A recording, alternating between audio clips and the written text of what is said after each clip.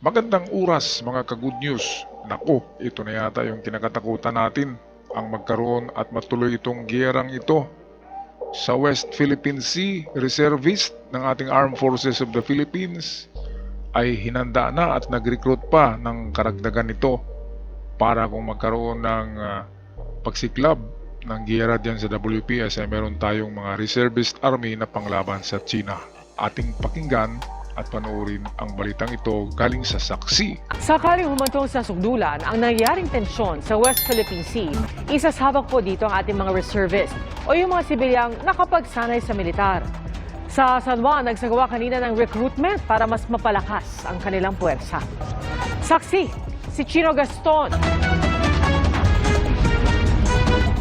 Sino ang gustong maging bahagi ng sandatang lakas ng Pilipinas? Bata pa lang ang nurse na si Merjane de Guzman, gusto na niya maging sundalo. Isa si Merjane sa mga nagpa-enlist sa AFP Reserve Command Recruitment sa San Juan kanina. Ang tatay ko at ang mga tiyuhin ko po ay sundalo. So kahit paano po may background na po kasi din ako. Kung sakaling mauwi sa giyera ang sigalot sa West Philippine Sea, sasanib sa tinatayang 150,000 na puwersa ng militar ang mga reservist o mga sibilyang nakapagsanay sa basic military training at bahagi ng AFP Reserve Command. Wala pang 2 milyon ang bilang ng reservist sa Pilipinas. Kasama sa reserve units ang 2nd Signal Reserve Battalion ng Sunshine Media Network Incorporated, ang media company ng Kingdom of Jesus Christ ni Pastor Apollo Kibuloy. Batay sa records ng Philippine Army, may mahigit 400 reservists ang SMNI. Wala naman daw problema na maging reservist ng mga miyembro ng religious organizations basta wag sila masasangkot sa mga illegal na gawain.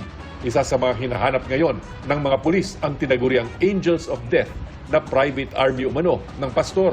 Once na meron ng investigation, once na ma-finalize na lang reported, identify talaga nila na reservation involved in illegal activities. The Philippine Army can recommend na pwede siyang patanggal natin siya sa roster ng reserve force. Itinanggi na ng abogado ni Kibuloy na meron itong private army. Para sa GMA Integrated News, Chino Gaston ang inyong saksi. Okay, atin mo na bigyan ng reaksyon itong pagiging reservist sa Philippine Army. Well, ako ay isang reservist din. Ako ay reservist ng Philippine Navy.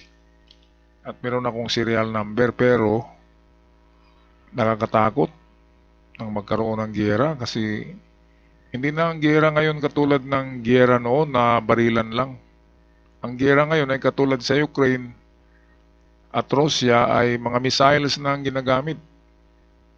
At wala kang makikitang kalaban. Bigla na lang yung missiles babagsak sa kampo nyo o kaya sa lugar na mismo naroon kayo ay sasambulat ang buong pagkatao nyo. Diba? Lasog-lasog. Iba ang giyera ng World War II kasi barilan lang. Kaya yan ang medyo nakakatakot sa World War III. Kasi missiles Wala na yung skills ng mga sniping na yan. Wala na yan kasi missiles. Mga drones. Ayan. Wala tayong panlaban sa China.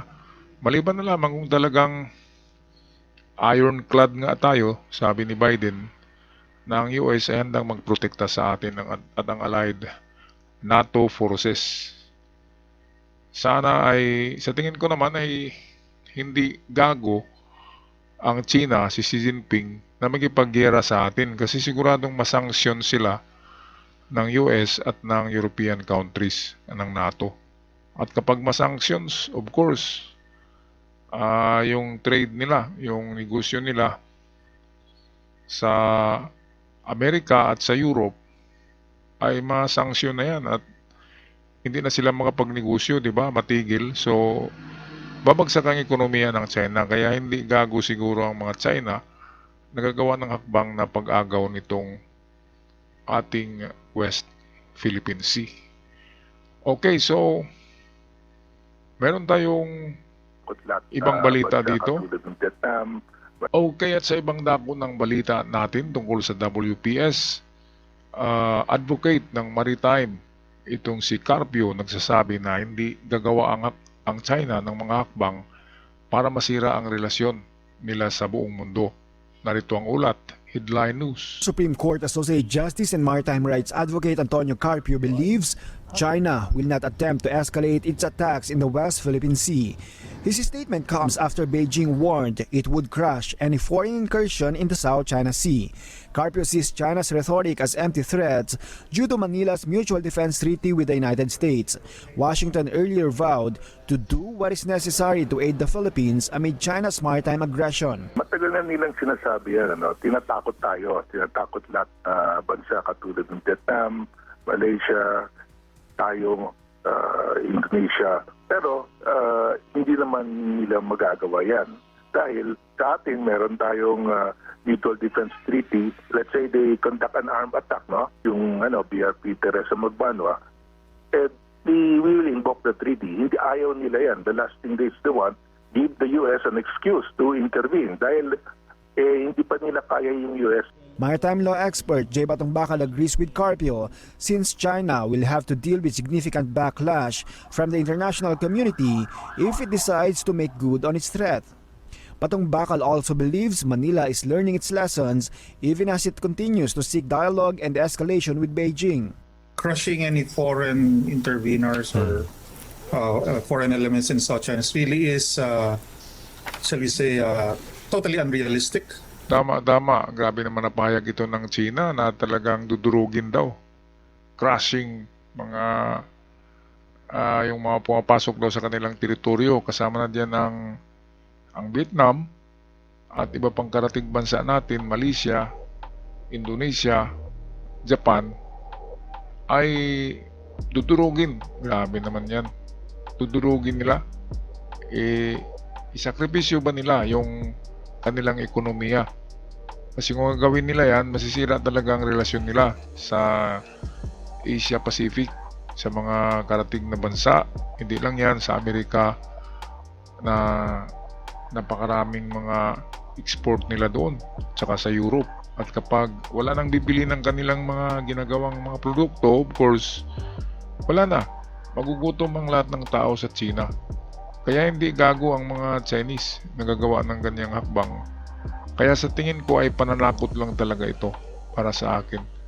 Ito ay taktika lamang ng China, binabangga ang ating barko pero hindi talaga sila magpaputok ng isang putok lang. Kasi alam nila na we are on Mutual Defense Treaty with America. At alam nila na ang Amerika ay hindi nagbibiro. Kasi ang Amerika ay gusto talaga ng giyera. Kasi ang Amerika ay palaging handa. At alam nila na makukontrol nila ang buong mundo dahil sa puwersang pang-military ng Amerika. Of course, number 1 pa rin ng Amerika when it comes to warfare. Okay mga good news.